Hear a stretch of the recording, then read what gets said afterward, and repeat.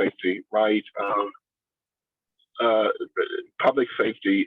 If you don't, all our crime stats are are down, right? But if you don't feel safe, that doesn't mean a thing to you, right? And so we need to make sure that we find a way to get guns off the street. Tell lawful gun owners, please lock your car so young boys and girls won't go in and steal your guns. That's where a lot of the guns are coming from. Work with CMPD to hold them accountable when it's necessary, but also to support them in terms of working within our community to make sure that they're safe. And then again, just making sure that we have the infrastructure in place to support police and fires. I agree with that as well. Sorry, to do it in a comprehensive time. Thank you. I think I'm not keeping time, but I think that was long. Thank you so much. And we've got a couple more that I'm just trying to figure out. And I'm afraid the recording I had to resume the recording, so I don't know how much of this has been recorded. I'm sorry about that. I hate that happened. Charlene Henderson, 3 minutes. Morning. Good morning, everybody. It won't take me long. I am at work. However, I still want to jump on and say that I'm excited. We are in an election that is crucial. I'm excited to be a part of District 1. I want to make sure that we are readily available for whatever comes. We have a seat at the table and be present and accounted for. That's the main thing, making sure that we bring back the old school terminologies of transparency, equality, equity, all the things that we have been missing out on our city council. My platform is very simple. It's about the economy. It's making sure that we have equity as well as enforcement. Our economy is in bad shape. We need to make sure that we work with those who are already on the council about workforce development, because our goal is to make sure that everybody has a job that is paying a livable wage. And we have to continue to fight for that. Equity across the board means access to all the resources that we have readily available at our hands. That toolbox that everyone keeps talking about, we need to see what that looks like and be able to put it out there where everyone can access it. And enforcement, we all want public safety. We want our streets, we want our communities safe, and we want our communities clean. Please do not forget one side of the town is no better than the other side of the town. So for me, I just want to bring transparency, accountability at the forefront, making sure that we do everything that we can to have a great life in our city of Charlotte. I'm born and raised right here. A lot of you on this platform already know who I am. I have never been a Johnny come lately. I've been out here running, working very hard to make sure that we all have a voice in our city. So again, I'm Charlene Henderson. I am out here making sure that everybody gets out to vote that is able to vote. Vote for something new, because if we keep putting the same thing in, we're going to get the same results. So I'm something new, I'm fresh, I'm innovative, and I'm progressive. I look forward to your support. Hidden Valley, the historic Hidden Valley, I'm definitely there, has been there for a while. And I want to join with Derita to make sure that we all continue to be present and accounted for at that table. Again, I'm Charlene Henderson. I'm running for City Council District 1. I give out my number. If you have questions and concerns or even want to volunteer, just please reach out to me, 704-951-7053, City Council District 1. And I thank you for your time and I appreciate your support. Thank you, Charlene. Dimple Ashmira. Good morning, Teresa. Great to see you, and you say hello to Bruce and family. I have seen many of you in person during the area plan exercise. And I know you had hosted us in your homes and in your backyard. So I appreciate that. And to the new folks, I look forward to getting to know you all. I'm Dimple Ajmera, your Charlotte City Councilwoman at large. I'm running for my third term on the Charlotte City Council. I'm a working mother, a certified public accountant, and a fighter. And the reason I am running for my third term is because of my daughter, who is 10-month-old. Her name is Charlotte, and she's my guiding light. And to make sure that I am part of the generation that helps create a city that works for everyone, for our next generation. On the council, I chair the Environment, Equity, and Engagement Committee, and many of us enjoy shades of the trees that were planted by generation who came before us. But I want to make sure that our next generation have the same amenities that we enjoy today, especially clean air, clean water, and clean energy. As many of you know, Mecklenburg is air quality is not the best in the nation.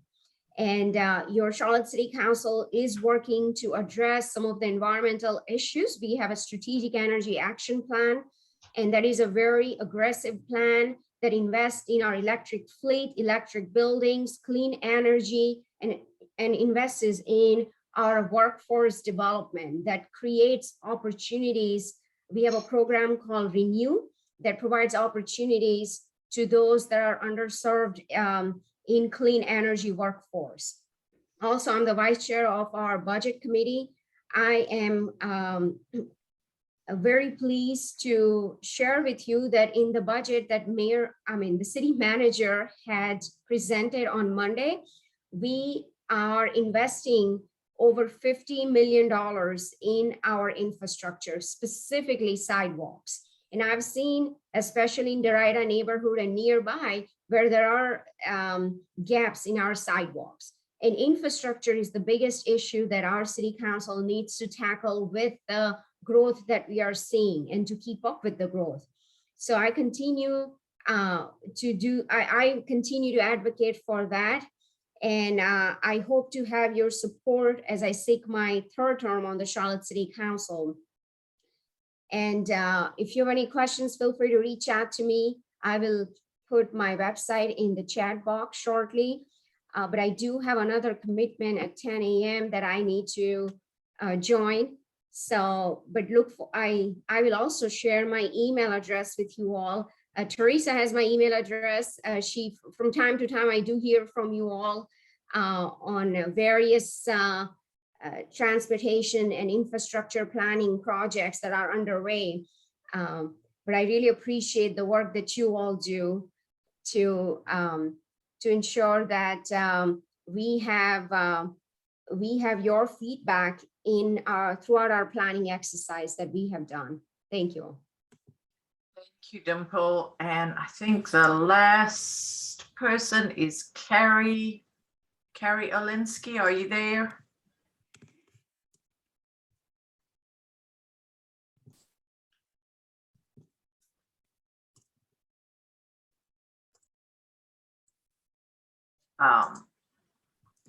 Sorry, I think that Carrie has dropped off again. Let me see. I know she's had some challenges and come back, but I don't see her now. Okay, and I really hate that this was not recorded. My goodness, I need an assistant over here or something. Anyway, guys, anybody got any follow-up questions? I'll open it up for questions from the community. Anything that you would like the candidates to hear in particular? I don't see any raised hands. Not many people on camera, so I can't tell. Sylvia, you look like you're about to say something. They don't want to hear what I got to say. Oh, I'm sure they do. All right, anybody else got any questions? Teresa, Yes. it's just a wish list more than anything else for the candidates. At this point in time, we do need their help. Especially in the developments, there's got to be a way, and I understand I'm looking into the fact that there may be an initiative out there for neighborhoods to be able to get assistance for the beautification projects, the small needs that we need. Right now, we are working on trying to get our fence shored up in Sugar Springs. We just got a little flower bed done, but little small things like that to help beautify would be a wonderful thing. To be able to get signage, perhaps a little box or something at the beginning that we can go ahead and put notes in there so that our neighborhood can see when a meeting is coming up, or what we're looking for, or the names of the addresses where it's a beautification house for the month or the week. So any help that they could afford to give small help to us would be really appreciated. Yes, Teresa, I just wanted to jump in and say City Council have invested heavily over past few years on our beautification and placemaking grants for our neighborhoods. In fact, a Winterfield neighborhood had applied for a similar grant, and they were approved for signage and other beautification projects. So Ms. Henry, if you don't mind emailing me, my email address is in the chat box. I'm happy to connect you with our neighborhood division to connect you so that you can go ahead and get started on the application process. Great, thank you so much. I appreciate that. Mhm.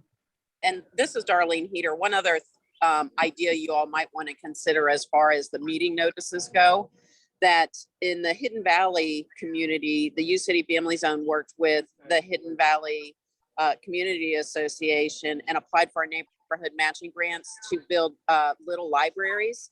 And on the sides of the little libraries, we created a sleeve where they could post community meeting and neighborhood information. So I would say, I'd encourage you, I think it's a great idea, and I would encourage you to think innovatively like that, where maybe you could kind of do good, but also do good by your neighborhood association and have another kind of creative way to share information. Darlene, could you give me a contact number for you so that I can speak with you after the meeting? You bet. Thank you. All right, I see a couple more people with hands up, Jeffrey and David. Yes, Jeffrey? Yes, Teresa, maybe it was already mentioned. Is it not true with regards to at least my community, with regards to the neighborhood matching grant? Don't they have all these types of grants that address the beautification that this young lady was talking about? Yes, yeah, no, the city has their neighborhood and business services, and they have various types of grants for neighborhoods to apply for, and they have the matching grants, they have placemaking grants, and really any kind of project that a neighborhood can come up with, as long as you have the support and the contribution from the neighborhood, the city will match it, provided you go through the whole application process. But yes, those things do exist. I don't know to what extent, if you're not, officially incorporated or somehow the neighborhood association. I think that's the trouble we have in Derita, is that a lot of our neighborhood associations are not, don't have all the official structure that the city really needs in order to provide those grants. I try to speak with the city because we have a privilege license, but Mecklenburg County doesn't do privilege licenses anymore. And they sent me to Raleigh, and Raleigh doesn't do anything with privilege licenses anymore. So what documentation do we need to provide? Does anybody have an idea? There are always links in the slides to all those various things with the city.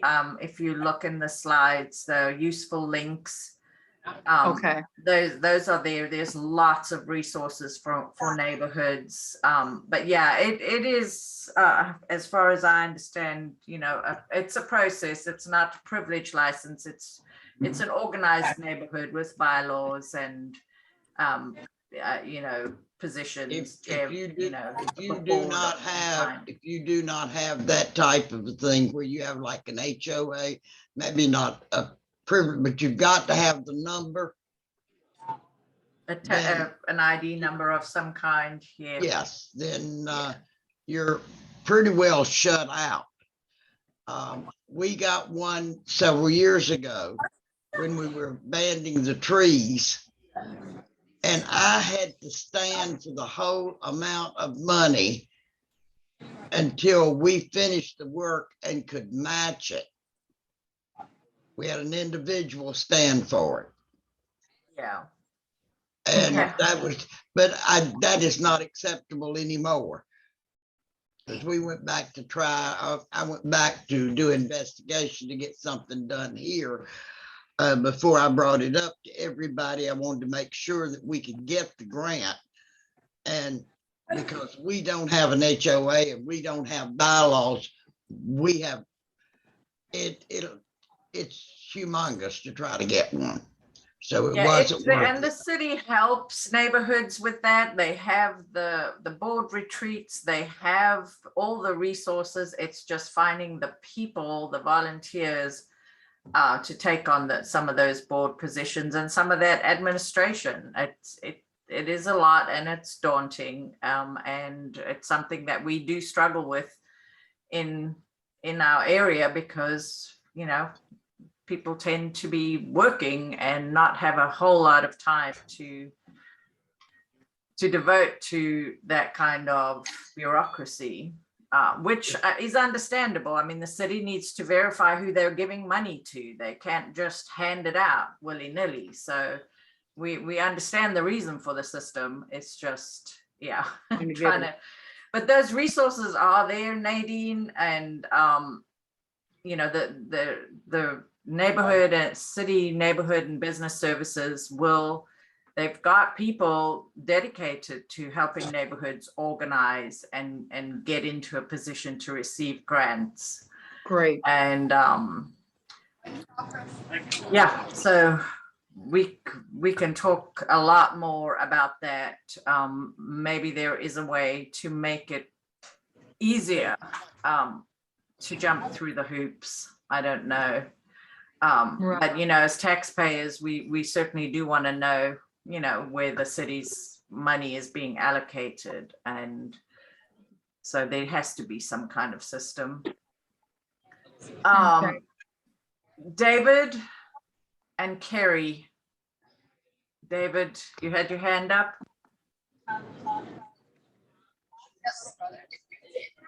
Yes, yes, ma'am. I just wanted to just talk, I guess, bring up to the representatives that when they're talking with the city, make sure they including like putting parks or areas for making sure that when a lot of these developments are building houses, but they don't have areas for people to be able to enjoy and do things in the community like it has been in the past.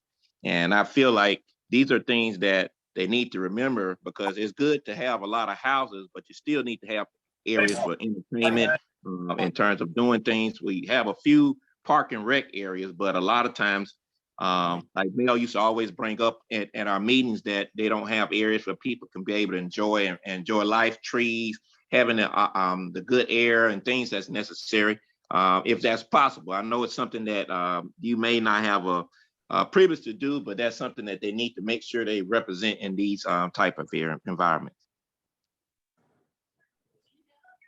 Thanks, David. Yeah, one of the problems I know exists is that the parks are under the county and then the city has the rest of planning. And I have never understood why that would be separated that way, because parks, as we all understand, are surely a key part of planning for a city and city development, and especially putting, you know, a lot of residents in a place. Anybody got anything to respond to that? Hi, Teresa, it's Carrie. I would just say we should hold the city commissioners accountable for that. We are ranked almost at the bottom in the country for worst parks in America. We have improved maybe 2 or 3 spots since then, but considering that we have so many parks and we do have investments in building out the greenway, I feel that, to piggyback on what David said, there aren't a lot of places for people, at least in this area, to be able to enjoy some of those amenities. We do have the greenway, but you do have to travel. You can't walk. And especially in certain areas, you can't walk on the street because there aren't any sidewalks. So there's no accessibility. So I think what we have to do as community advocates is to make sure that we are holding our commissioners accountable, as well as really put our ear to the streets and also show up to these community meetings with the city council members or our representatives. They have budgeted money for certain park amenities. However, some of those amenities that they've budgeted for are things that they can control within the city. And what we need is more expansion and accessibility on a county level for parks and recs. So like you said, it is intertwined and it shouldn't have to be, but I do highly recommend that folks get to know your commissioners. They used to come to these meetings when we were in person at Maria's. Also would definitely have folks show up to the city council members and really express how you feel about how things are going in your community. Yeah, and that's all I have to say about that. So this is Darlene Heater, and I'm going to echo what Carrie said. I'll tell you that for 4 years, maybe 5 years, every year when the county would ask for input on their budget, I would show up and I would stand at that podium and talk about how park poor Northeast Charlotte was, and that they should be ashamed, and that all of our residents deserve the same amenities, no matter if you live in Uptown or if you live in University City or Derita. And it took 4 years, but I'm proud to say that the county has purchased 2 large parcels in University City. Both of them, I think one's 28 acres, one's over 70 for future parks. Now, the challenge is we have land, but they're not accessible as parks.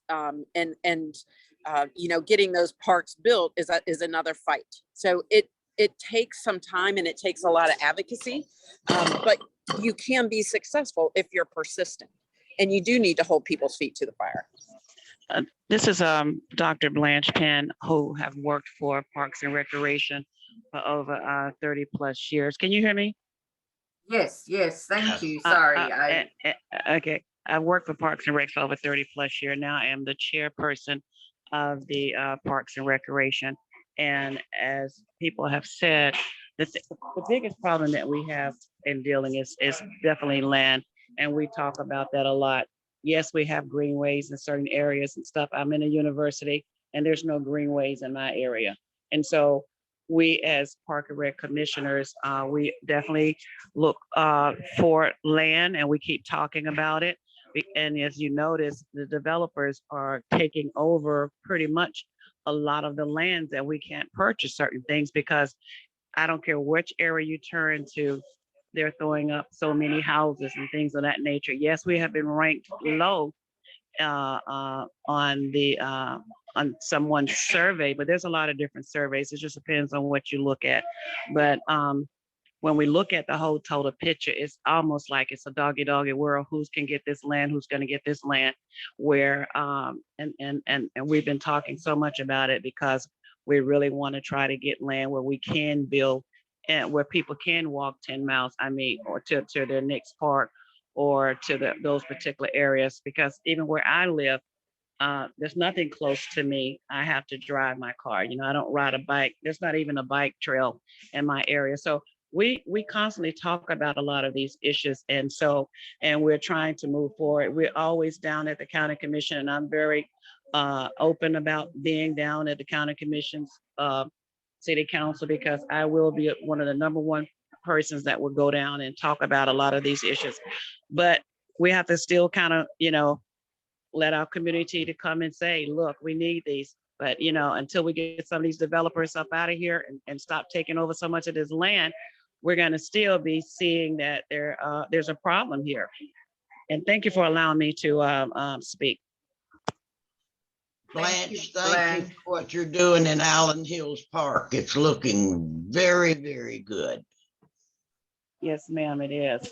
We have a lot of good parks out there and everything and stuff. I think we're getting ready to work on Teresa's Park near us in that particular area. And the several parks, we got a lot of where we had Ds and Fs. We're getting ready to upgrade some of those parks, so that way we'll have those particular parks ready to play. And I fuss with the Parks and Recs a lot myself, is letting them know we have got to let people come into our parks and stuff, especially some of our grassroots organization, things of that nature. They have to jump through a lot of hoops in order to get a lot of red tape, even though we know we got to do certain things, and they're aware of that. But I'm trying to hold them accountable myself, and I'm getting ready to do a 30-page, almost 40-page document research on the parks and also the fees and charges, things of that nature. So we're working hard to get it to where we want it to be. Thank y'all. Well, I appreciate that, Dr. Penn. And I will say, over the pandemic, at the very start, we reached out to Parks and Rec. We built a relationship with our, I believe it's our, they're not district leaders, but they do look over certain parts, like you have your northeastern, and so forth. We've been working with. Yes, and so we've been working with them, and they were able to find some money to give us an update. And this is for Teresa Elder Park. We do have new equipment. They have given us new lighting, because we did express our concerns with how dangerous those parks are.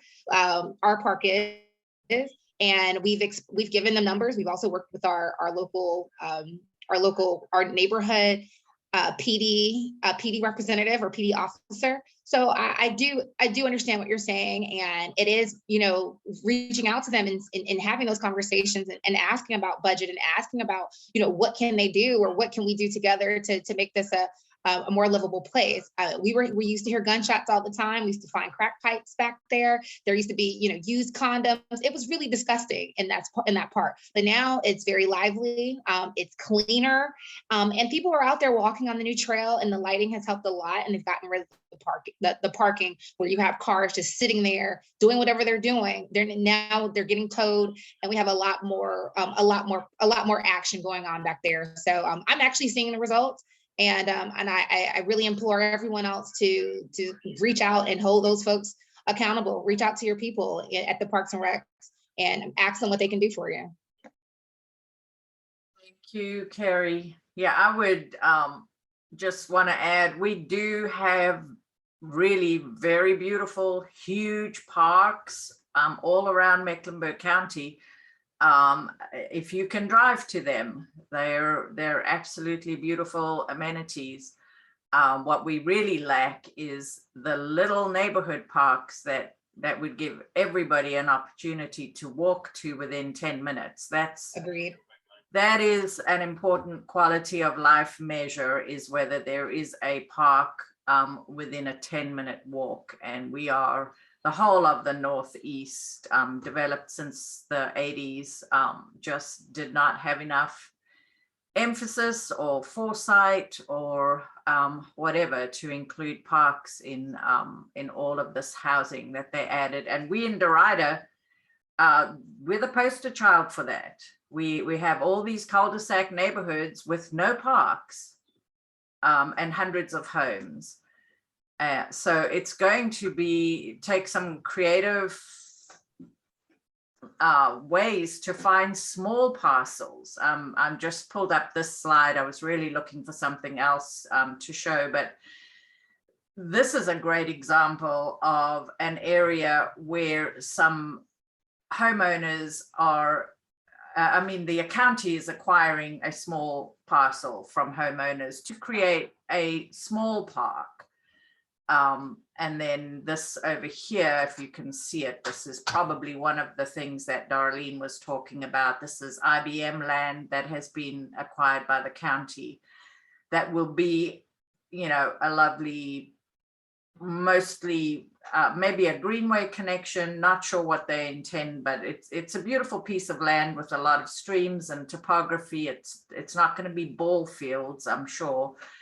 But how do we access this? So you see all these neighborhoods here, where maybe there's one road that could have direct access to that park. But as you can see, nobody else is particularly walking into this area. Now there's a whole lot more new housing coming over here where you see this vacant land that's currently under construction. But yeah, these, if we Teresa. could travel back in time, we could solve some problems, but we got to be very creative now. Teresa, can I add two more Yes. comments? Yes. One is, pay attention in your neighborhoods. If there are homes coming up for sale and you think that there could be an opportunity for a neighborhood park or a small pocket park there, just on a half acre or 1 acre property, I used to every quarter send a list to Park and Rec of properties that were either coming up for sale or properties that I thought that they should consider for acquisition for parks. I was successful with only one of those, but they don't know your neighborhoods as well as you do. The other thing that I would encourage us to advocate for, we had a lot of development that was happening on the east side of 85. And I went to Park and Rec and I said, I've asked these developers to build the greenways as they're building their development. Like that's been a requirement. That was something that we asked them to do as they were building all of these multifamily projects. And Park and Rec told me, we can't do that, Darlene, because we don't have the design plan ready for it. So I'm speaking about the future Joby Creek Greenway that runs along on the east side of 85. So what we did is very quickly, we raised money from developers. Everybody put in, I think, $8,000 or $10,000, and we paid for on the development side, and UCP put a little money in to quickly do the planning for the future Joby Creek Greenway. So we knew exactly where that greenway needed to go and what right of way they need to acquire. But having things that are shovel ready so that you can take advantage of those opportunities when development is occurring is something that I think that we as a county can do a lot better at. But we as citizens have to implore our county and our Park and Rec system to invest in that so that we can be ready. Thank you. Yeah, and that is for those of us on the call, if you like David in your neighborhood, Farmington, I think does not have any kind of park off of Hubbard Road in any of those neighborhoods. That's a very brilliant idea to try to there may be a house on the parcel, but if it comes on the market and it seems like a logical place for a park in the neighborhood, it is worth bringing it to the attention of the county to see, if that's an option, to identify something. These parcels here, these just happen to be very large parcels. I think they're about almost 5 acres originally, each of these parcels, and the house sits here. So these homeowners, were very amenable to selling off part of their lots to the county. You're not going to necessarily have that opportunity in a neighborhood like this is Hemby Woods. If you can see what I'm looking at, trying to identify something in there is a little harder, but it may be, but there's so much vacant land around. So, and soon enough, I suppose this will be a huge amenity for this neighborhood, with hopefully greenway connections, because wherever you see a stream, I think there is an opportunity, especially if there is a sewer right of way, those things go together. So I would love to know how to have a bigger picture of what the assets are currently and what the opportunities might be that we in the community can call for, because if you have concrete ideas and suggestions, that I think works a little better than just a general demand for something. I'll break in here, Teresa. Mel.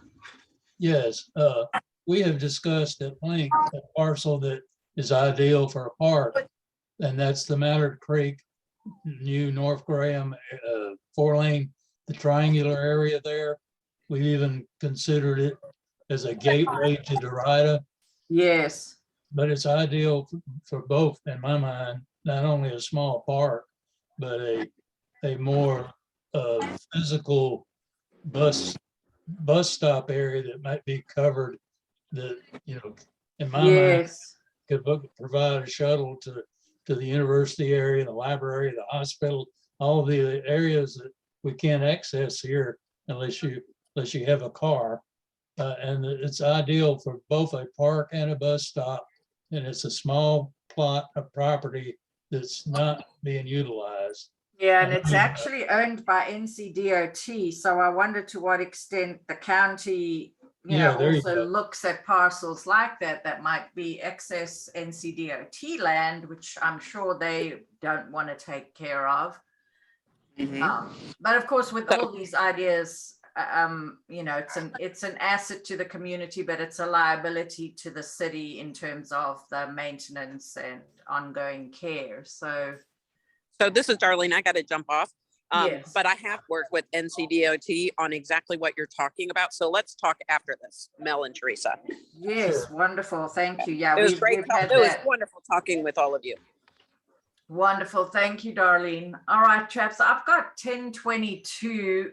Anybody got anything more to add? I see hands still up, but I think you've already spoken. I'm not sure. I just have one quick comment. Yes. The area that Mel just mentioned, the little triangle piece, Yes. I know it's state owned, but there is somebody in that area, and I was in the middle of traffic and couldn't stop. He is out there with a small lawnmower, not a riding one he had to walk behind, taking care and mowing the grass. And I don't know who he is, but if anybody can find out, I sure would like to thank you. Because the grass is all mowed and it looks good. And there was not a truck. There was not anything there to identify that was state or county or city. I think it was an individual that took it upon themselves to keep it mowed and keep it clean. I would guess it's probably the owner of that house, whose front yard is sort of adjacent. And I'm sorry, I was trying to pull up this triangle area and it's not clear to me where it is on the snap. Yeah, it's around here. No, Yeah. this is Nevin and Mallard Creek. Sorry, it's not Nevin and Mallard Creek. That will help No, me figure it out. Right, It's here. it's right there. Yeah. This is where it is.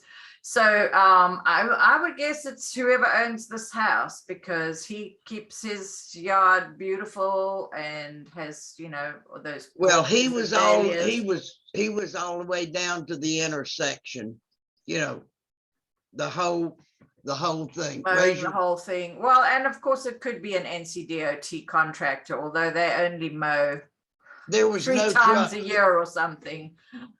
There was no trucks or anything for him to move Okay. a lawnmower. So it had to yeah, be an likely a individual. homeowner who's very close.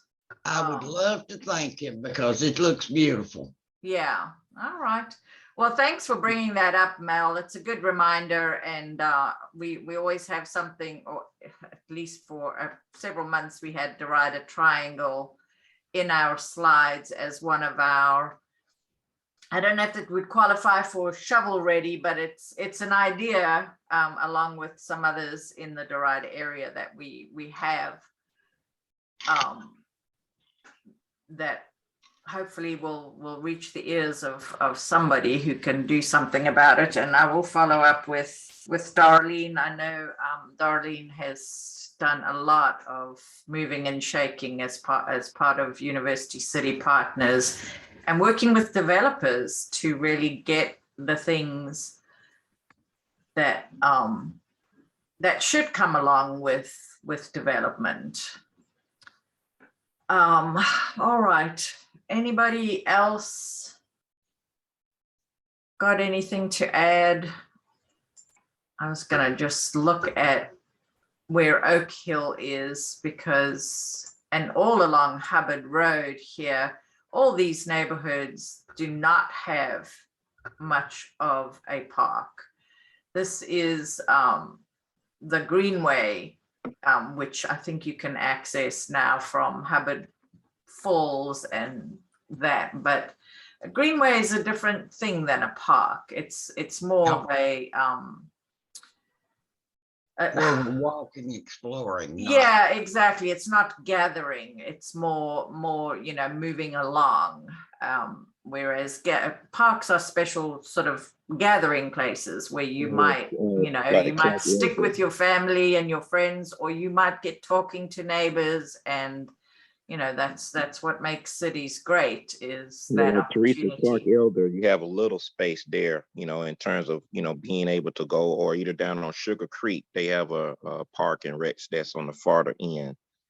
In terms of that, Teresa, we have the Derita Athletic Association, is like a football field. That's There. the closest thing that's near us, but Yes. nothing else really. Like I say, they do have the church, the AME church, that's down on the other end. It has a walking path Yes. at Rockwell. That's a pretty good walking area. Near Can you Nevin. get there without driving though? No, ma'am. Because Okay. we stay right up there. If you see Derita Athletic Association, so Yes. it's kind of Yeah. where we Yeah. are. So. Yeah, that's, these are the problems that we have. When I started this work, probably 10 years ago, maybe more, I just found that there were big holes in Derita, like public transport, buses. There's no bus service along this part of Sugar Creek or Gibbon Road. And, literally thousands of houses on both sides. And yes, you can come and catch a bus here on Old Statesville Road, but how do you get there? It's, it's a 20-minute walk from most of these houses. And probably longer than 20 minutes. I mean, that's optimistic. So yeah, just, and even Teresa Clark Elder is a beautiful park, but unless you walk there, which is, relatively few numbers of houses around within walking distance, there's no parking there if you wanted to drive there to enjoy that. So we are seeing some more density coming around there with a new townhome complex that will add more residents that can walk to that particular park. And we have the same issue with Allen Hills Park.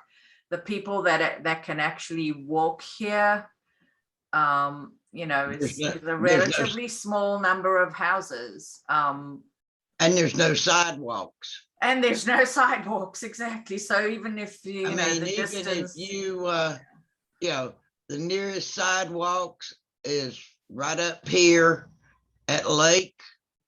yeah, there's nothing along Cheviot, no sidewalks. That is absolutely a real narrow road with no sidewalks. Yeah. So those are all the big problems that the city is trying to solve. We have these beautiful amenities, but they did add more parking at Ribbon Walk. They now have 17 spaces,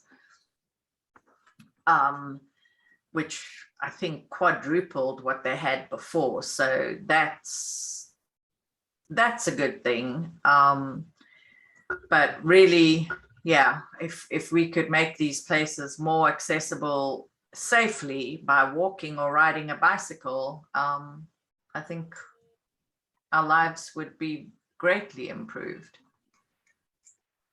All right, folks, I think it is now 10:30. I'm going to call it. I hate that this whole meeting was not recorded.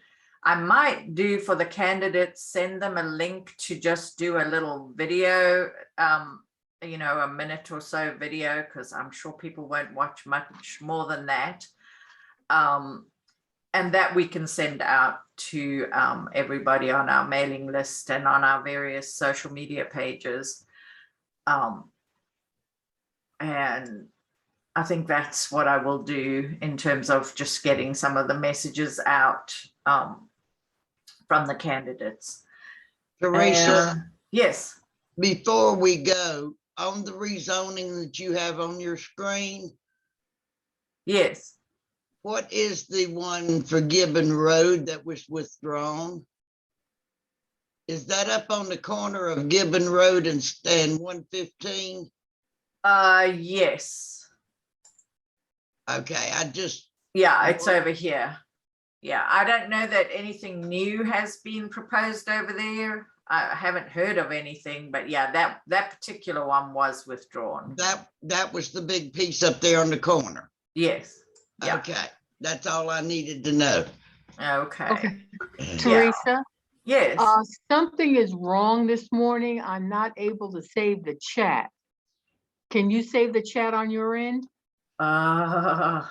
Let me see. It's telling me who can see your messages recording on, but it's not allowing me to. Okay, so if it's got a little folder there, is that? I tried that, and that's giving me different places that normally doesn't come up. I tried your computer. I don't use Dropbox, but it's not allowing me to save it anywhere. Yeah, I'm having the same issue. Anybody else know how to do that? Normally it's just those 3 dots. Well, the 3 dots just give me participant can chat with. There's a little folder which should be the thing to save. I'll try saving it to my Google Drive. No, that's not going to work. Teresa, if it's possible, you can take a picture of a couple of items that you need. That way you can save it that way. I don't know if it's certain things she's trying to get. She might can just take pictures of the information. Pictures of it. Yes, ma'am. Before she kicks it off. Right. Before she kicks it off, all right. I've never seen that happen on Zoom before. Yeah, I don't know, because I'm going through the steps to save the chat and I'm giving it a name, and then it's telling me it doesn't exist. So I don't know. I don't know how to do that. Sometimes you have to in order for you to get a reboot on all of the amenities that goes on with it. Sometimes I have to what? Update the software. Oh, no, I did have an update on Zoom this morning when I started. So I did that. And I don't know if this was part of the update, because I cannot seem to find a way to save this chat. So. Okay, well, I'm in the process. Well, folks, grab what you can before I close the meeting. What you need. Okay, I'm late. I have a 10:30, so. Yes, I'll let everybody have a we're good done. day. It was good to see all of you and talk to you later. All right. Thank you, Sylvia.